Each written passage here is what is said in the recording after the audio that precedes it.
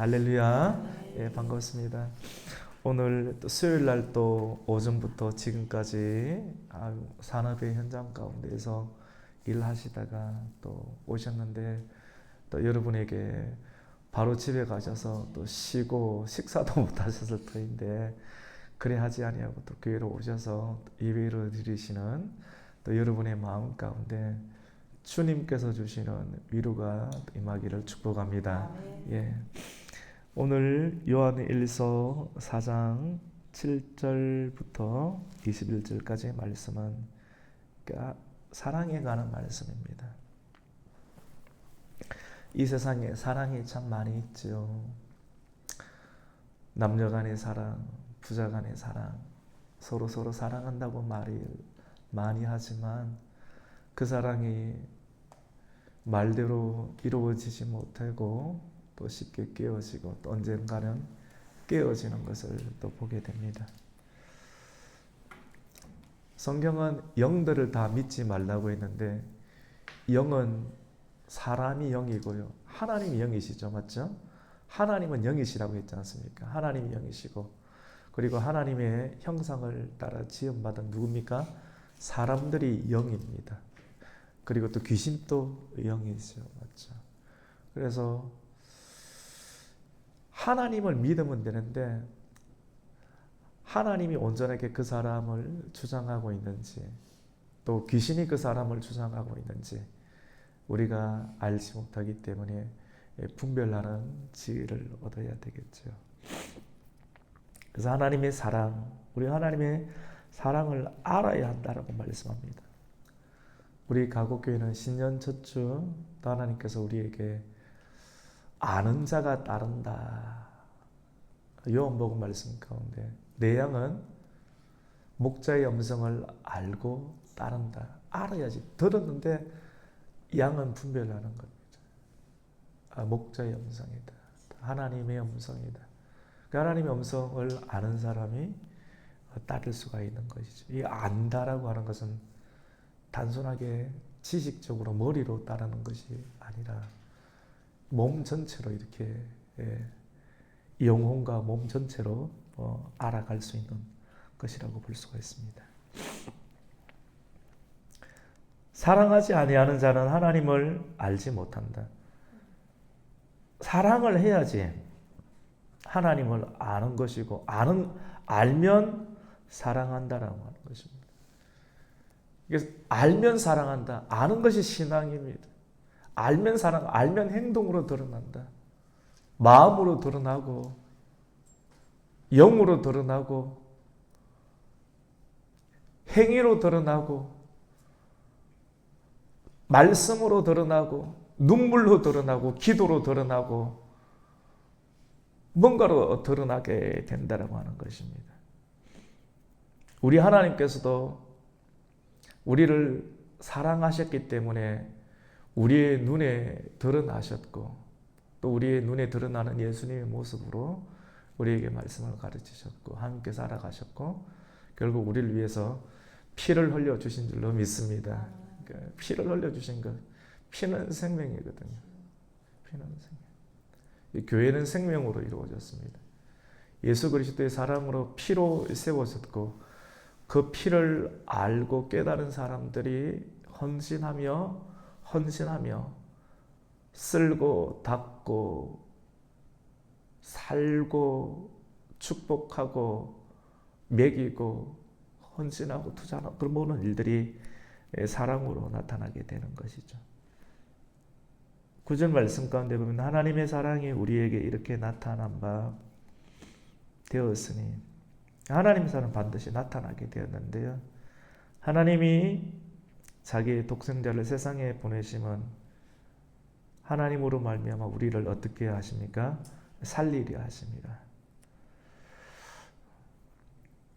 저는 우리의 남아있는 세월들이 무엇을 할까? 집을 지을까? 아파트를 지을까?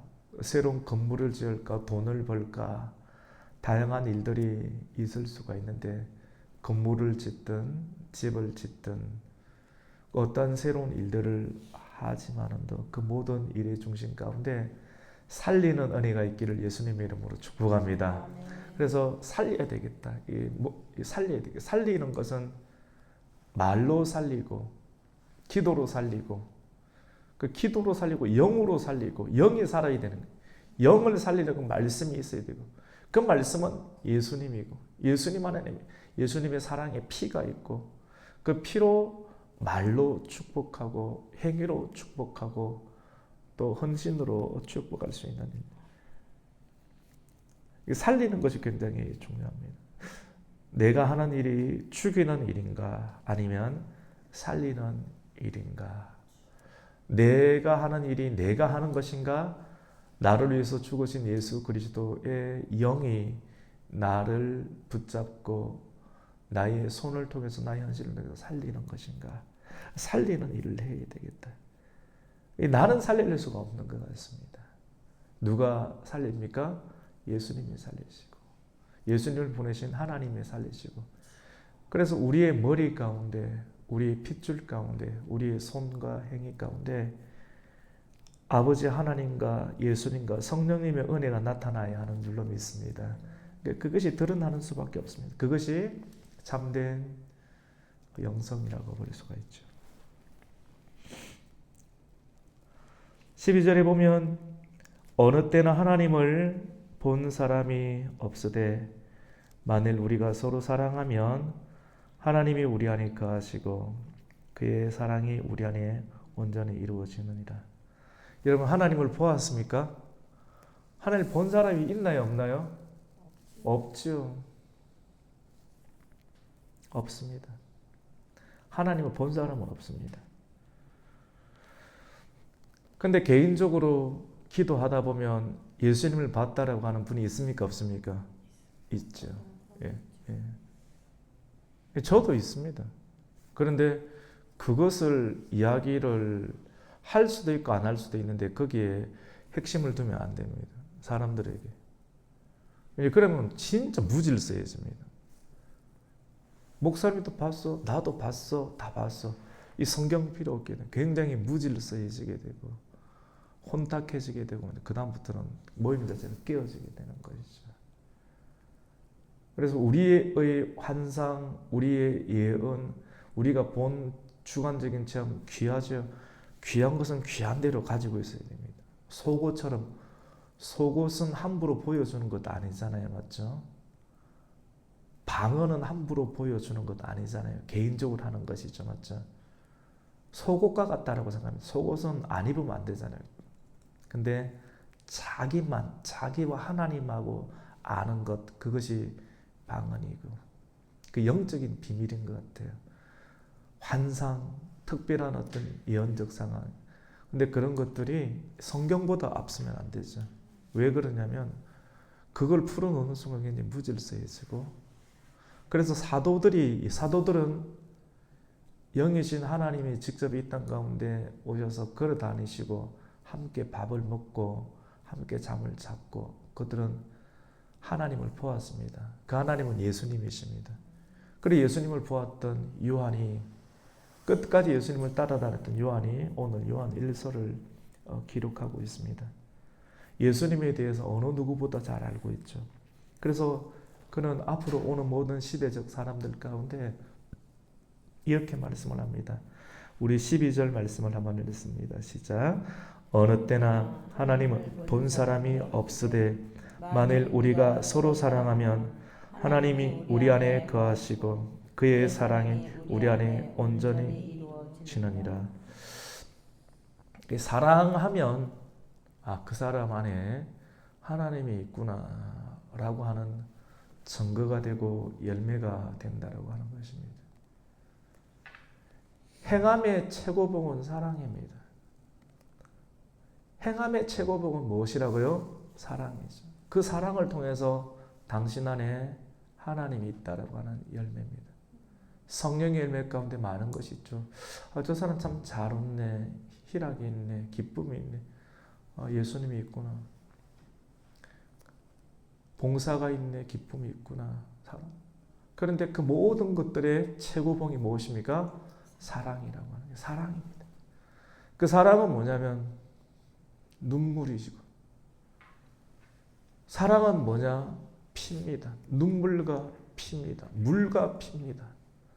그래서 물과 성령으로 거듭난다. 예수님의 물, 예수님의 피로 물과 성령으로 거듭나는 자가 하나님의 택함을 입은 사람으로 새롭게 일어날 수가 있다고 합니다.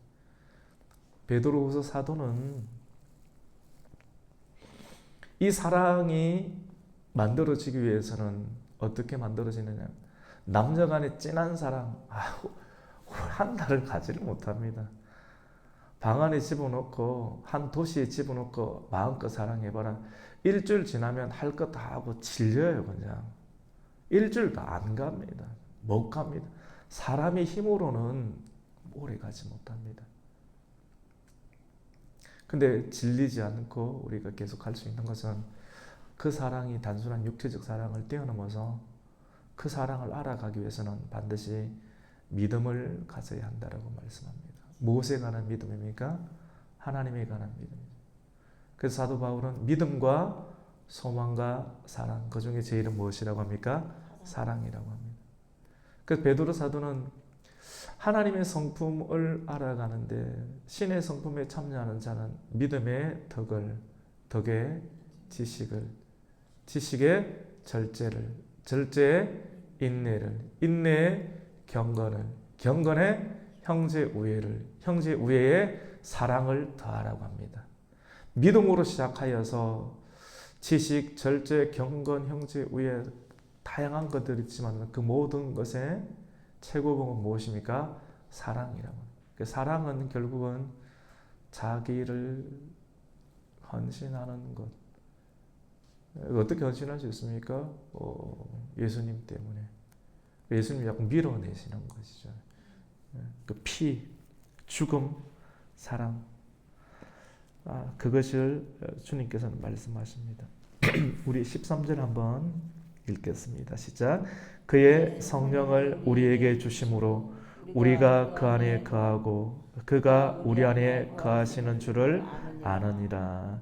그 성령을 이렇게 주시면, 성령을 받으면 성령은 춤을 추는 행위로 드러나죠. 다윗도 춤을 추고. 그런데 춤을 계속 추는 것이 아니라, 기뻐 계속 웃는 것이 아니라, 또 눈물도 흘리는 것이 아니라 눈물, 춤, 웃음, 다양한 성령의 첫 번째 나타나심이 있겠지만 그 모든 일들을 통해서 그걸 궁극적으로 우리를 어디에 집중하게 하십니까?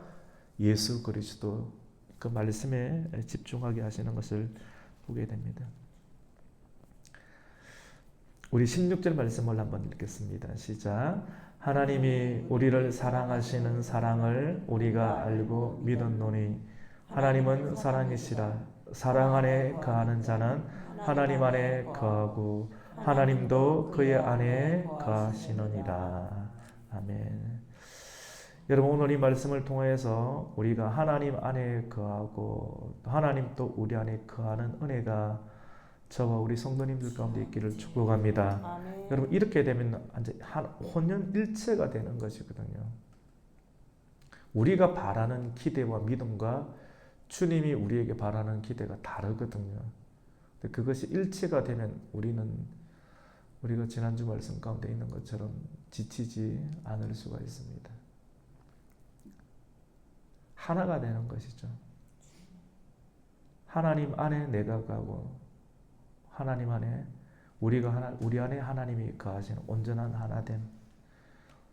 이 목표가 완전한 성화하고 영화로운 단계인데, 이 단계까지는 우리가 죽을 때까지 주님 따라가는 훈련들이 필요한 것 같습니다. 결국은 인내인 것 같습니다. 오늘날 이 시대 많은 사람의 사랑이 깨어집니다. 가정도 깨어지고 관계도 깨어지고 계약도 깨어지는 경우들을 많이 봅니다. 많이 아프죠. 왜 그렇습니까? 결국 인내의 문제라고 볼 수가 있습니다. 누군가의 잘못 또 실수 있습니다. 그런데 우리가 예수 그리스도를 믿으면서 이 사랑을 이루어내기 위해서는 결국 궁극적으로 인내라고 볼 수 있습니다. 로마서 말씀 가운데 환난은 인내는 연단을 무엇을 이룹니까? 소망을 이룹니다. 구원 종교개혁가들, 특별히 칼빈이나 츠빙글리나 마르틴 루터, 또 수많은 신실한 하나님의 사람들이 하나님 말씀 안에서 따라가다가 하나님의 은혜의 결정체를 내어주셨는데, 하나님께서 우리에게 구원을 허락하여 주신 이유 가운데 하나님 말씀으로 우리를 불러주시고 또 회개하고 우리를 의롭다 하시고 우리를 양자 삼아 주시고 또 우리를 성령으로 이끌어 주시는 성화, 우리의 노력도 하나로 혼연일체가 하시는 성화, 이유 가운데 반드시 있는 것이 같이 봅시다. 성도의 견인. 성도의 견인이라고 했는데, 견인은 하나님께서 견인해 주신다라가 아니고요. 사람들이 견인해 주신다. 신학자들도 그렇게 알아가시는 분이 있는데 본 뜻은 그게 아닙니다. 같이 봅시다. 하나님의 견인. 근데 이거는 굉장히 중요합니다. 이 말씀을 오늘 이 사랑의 결정체, 우리가 사랑을 이루려면 어떻게 되느냐? 견인이 뭐냐? 궁극적으로 우리가 구원받은 성도들이 모이는 교회, 결혼생활, 회사생활이 견인에 관한 문제이거든요. 제가 볼 때 다 믿음이 있어요. 근데 견인은 하나님 우리를 이끌어 주시는 것이 견인이 아니라 한자로는 굳을 견, 참을 인, 굳게 참는 것입니다. 우리가 지난주 주일 말씀 가운데 누가복음 9장 말씀 51절에 예수님께서 십자가에 돌아가시는 내용을 성천하실 기약이 다가왔음을 보고 굳게 뭐 하십니까? 결심했다. 굳게 결심하면서 만났던 세 명의 제자들에게 주신 말씀이 지난주 말씀이지 않습니까? 이 굳게 결심하는 것, 인내 이렇게 하는 것이죠. 인내를 잘하는 사람. 근데 인내의 그릇이 작으면 손바닥만 하면 손바닥 그릇이 차면 터질 수밖에 없고요. 인내의 그릇을 또 넓히면 밥그릇이 되고, 밥그릇보다 더 넓히면 밥통 그릇이 되고, 그것보다 더 넓히면 큰 그릇이 되겠죠. 인내가 이렇게 많을수록 우리는 하나님의 사랑을 잘 이뤄낼 수가 있습니다. 마지막 말씀을 전하려고 합니다. 여러분, 사랑을 우리가 하나님의 사랑 가운데 있으면 오늘날 많은 사람들, 학생들 굉장히 마음 흔들려입니다. 두려우니까 뭔가를 하고 있어요. 두려우니까 대부분 뭐 하느냐면요, 쉬는 시간 있을 때 있잖아요, 성경 보는 사람은 거의 없습니다. 아는데 안 봐줘요. 주로 뭐 하느냐? 학생들은 두 가지입니다. 게임하든지 채팅하든지. 그 뭔가 모르게 안정되거든요. 내가 뭐 기계를 통해서 할 수가 있으니까 다음 단계도 갈 수 있고 채팅하고 하고. 그나마 하루. 그게 나쁘다는 것이 아닙니다. 그것이 죄라는 것이 아닙니다. 거기에 의존하면서 하루하루 살아가고 있어요. 청년들이, 학생들이, 그리고 청년과 학생이 나이가 들어도 그런 상황에 계속, 그리고 그것에 어느 정도 탈출한 사람들은 다른 것이죠. 뭐 술이나 관계나, 가만히 있으면 너무 불안하고 두려운 것이거든요. 근데 이거는 모든 사람에게 다 통합니다. 모든 사람이 다 불안하고 두려워합니다. 여러분, 왜 불안과 두려움이 생깁니까? 학생이든 어른이든 저 사람은 참 착해 보인다, 윤리적으로 도덕적으로 깨끗해 보인다. 여러분 눈에만 보이지 여러분이 눈에 안 보이는 곳에서 뭐 하는지 어떻게 아십니까? 불안하거든요. 뭔가를 붙잡아야 되는 사람이기 때문에.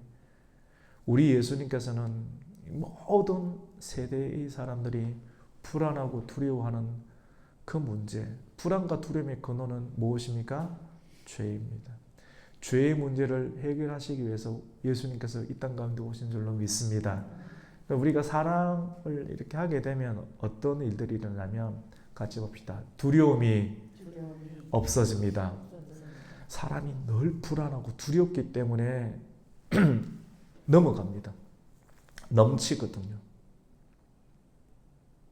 절제가 안 돼요. 넘쳐버려요. 물이 넘쳐버려요. 넘치니까 문제가 생기는 거지. 왜 넘치냐?